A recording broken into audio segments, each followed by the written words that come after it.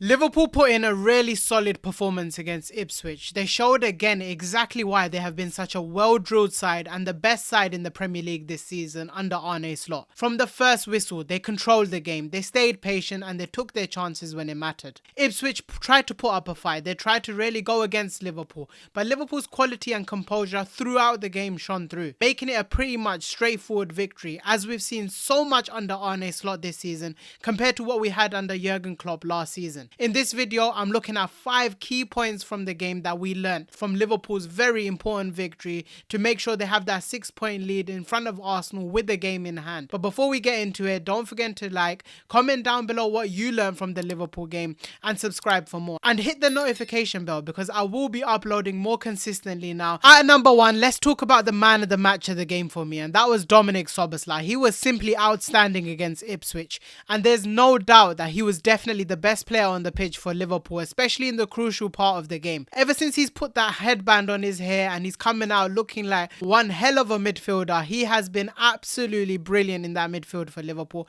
and he's a different beast in that number 10 role right now, and that's exactly what Liverpool and Arne Slot needed from him, because all of the other players, Curtis Jones, Gravenberch, McAllister, they're all suited to the 6 and 8 position, whereas Dominic Szoboszlai was the one who can play in that number 10 position and look comfortable defensively and offensively, and we're finally seeing it. His ability to just operate in the half spaces was on full display against Ipswich today, constantly finding great pockets of spaces. His touches in the tight areas was brilliant, and that's exactly how he scored the first goal, with Ibrahima Konate playing it to him.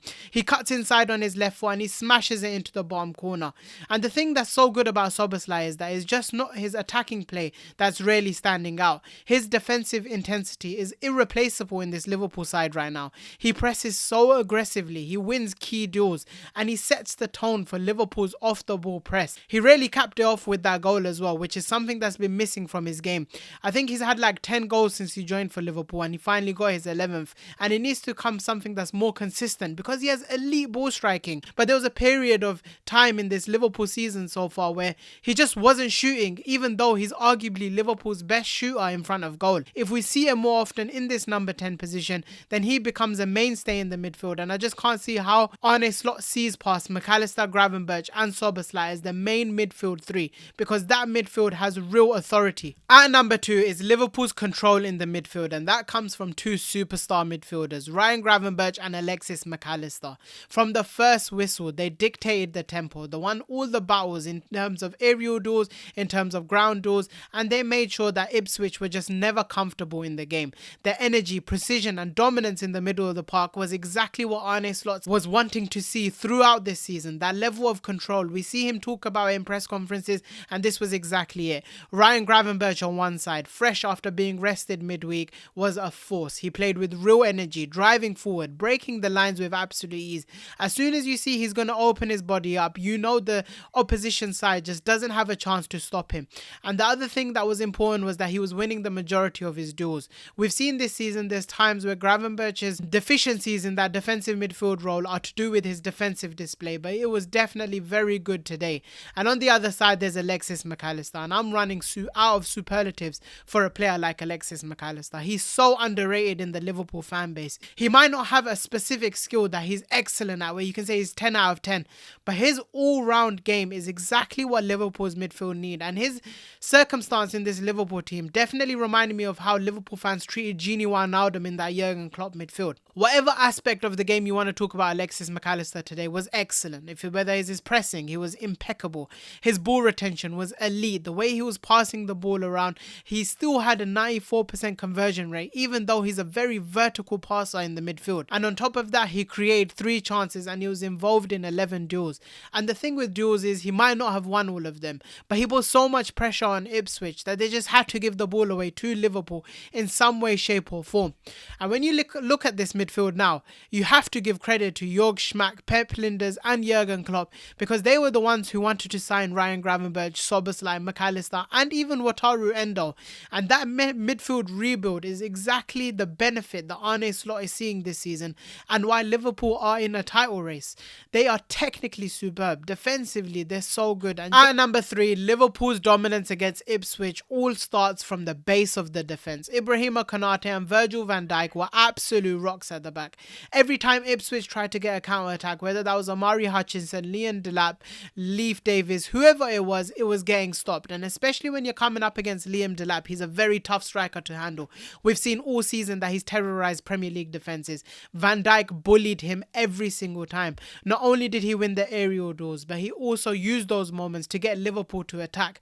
And the one thing that puts Van Dijk aside from any other defender in world football is he never clears the ball for no reason. He clears it to a Liverpool player so that they can get on the counter-attack and pin Ipswich back. And yet somehow this season I feel like Van Dijk is very underrated. People don't actually appreciate just how good he actually is. His leadership at the back is crucial for Liverpool. His standards never drop. He always wants 100% from the rest of his teammates, and if they ever drop their standards, he is the one shouting at them to make sure they provide the best of their ability that they can. He has been the perfect captain. He had his 300th appearance today, and I really hope Liverpool sort out that contract situation, because he still has 2 or 3 years at the top where he can truly dominate world football.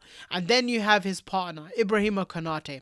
That is an absolute powerhouse at the back. In the first half alone, he created the most chances for Liverpool, which was 3, and on the other side, he also had the most duels won for Liverpool. That is the type of centre-back we're talking about. Aggressive, someone who forces it, make sure that Liverpool move forward with the ball. Just look at that first goal.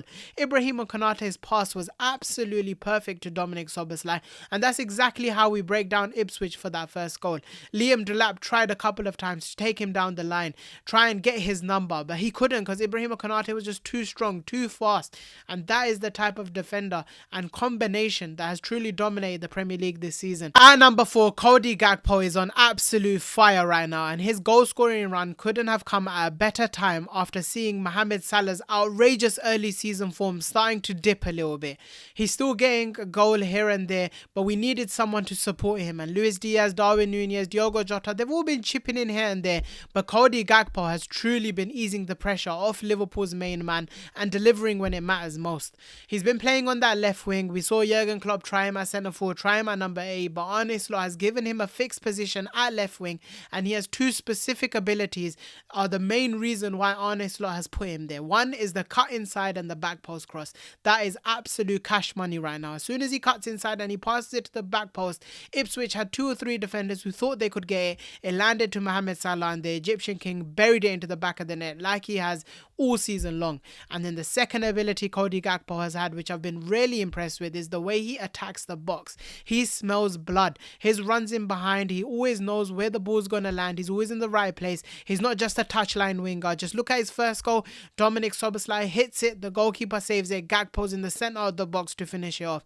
The second goal is a perfect run in behind, and of course Trent Alexander-Arnold put it on a sixpence for him. It was a ridiculous cross, and the header was perfect into the top corner. But that's exactly what Cody Gakpo's been showing this season. Those back post runs, he's been getting his goals, he's getting his assists, and just overall he has been very important down that left wing. Just look at his goal scoring record. Now he's on 8 Premier League goals, which is actually really good for Cody Gakpo, especially with the slow start he had this season. And on top of that, he's also got 8 goals in his last 7. He's truly stepped up to support Salah's amazing start to the season, which Liverpool are heavily relying on.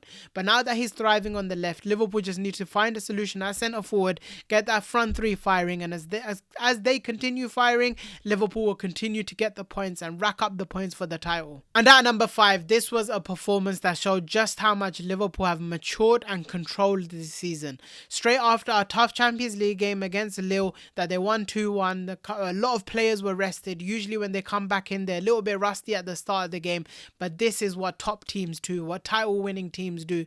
They get on the pitch and they produce throughout the 90 minutes, measured, disciplined, and making sure they clutch up when it matters. Compare this to last season where we were incredibly vulnerable due to injuries. We were conceding first, we were always on the back foot first, and then having to do an uphill battle of coming back. This is what control is. This is what Arne Slot's brought to Liverpool.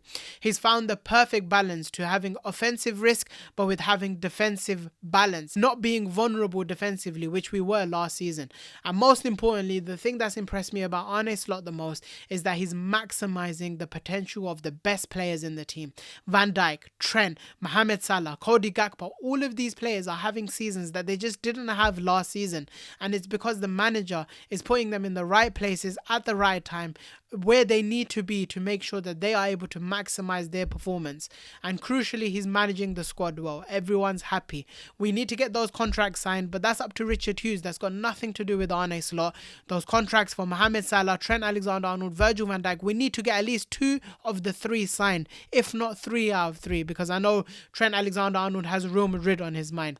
But overall, that was another statement performance from Liverpool, and if they keep playing like this, they'll be right in the mix for the silverware and especially for the title this season.